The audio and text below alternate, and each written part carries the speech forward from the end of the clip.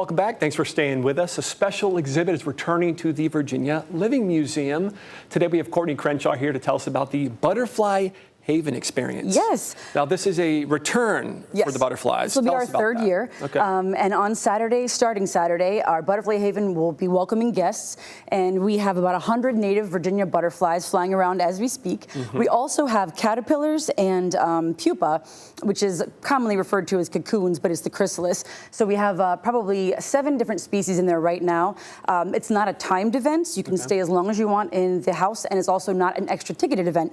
So general admission to the museum gets you access to this really awesome house. Absolutely, and you brought a friend right here. I did. A few of them right yes, now. they have a couple. Who are these guys? So these are pipevine swallowtails, and again, we feature all of the different life cycles of the butterfly, and these guys are just chowing down on Virginia snakeroot, which is native here, and in about a day they will probably pupate, create their chrysalis, and then they'll emerge within a couple days as a beautiful butterfly. And we were just talking about this. We don't know. No. Scientists don't know what happens inside. Inside, it's really just magic, and I just like to leave it at that. Butterflies are like magic, They really right? are, and they're just beautiful. Absolutely. So you are a plant specialist. Yes. Maybe an obvious question, but how did you get in charge of this, the butterflies? Well, this is a great example. So adult butterflies need a certain type of plant. It's called a nectar plant. Anything that produces nectar at all, they'll drink from it. That's great. But caterpillars are host specific. So all that means is they need to eat a very specific type of plant. So horticulture grows, maintains, and then supplies all of these plants so the caterpillars have enough to eat.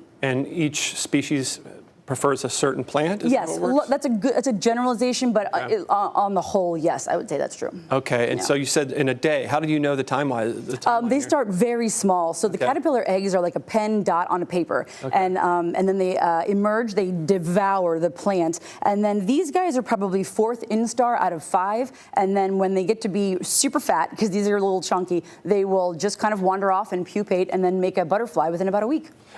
Paint the picture for us when someone walks into the exhibit. What are they experiencing? It is overwhelming awesomeness. It is just, they light on you, especially if it's sweaty, and that's the kind of weather we're having right now, because they love salt. So they land on you. You can see caterpillars throughout the exhibit, live butterflies, or adult butterflies, I mean, throughout. They can land on you. You can see them emerging, and also it's beautiful flowers as well. So it's just an amazing exhibit. It's awesome. You seem very passionate about this. I do love butterflies. Have you always loved butterflies? Horticulture is my main passion, but butterflies, they're not incredibly far apart. So, and they're intricately linked, that's for sure. So, yeah. Okay, so let's talk about how long the exhibit's going to be there, what people need to know before going, that kind of stuff. Yeah, so temperature and weather dependent. It goes through mid to late September, and then we just take the doors off the exhibits and let all the native butterflies out. We do one extra step with our monarchs. We participate in a program called the Monarch Tagging Program, and all that means is before we let them go, we put a little tiny sticker on their wing, and it tracks them on their journey to Mexico, and we can see how far they got, which is kind of cool. That's very neat. Do they have like names? I wish. That would be really cool. No, they've got numbers. It's not as so.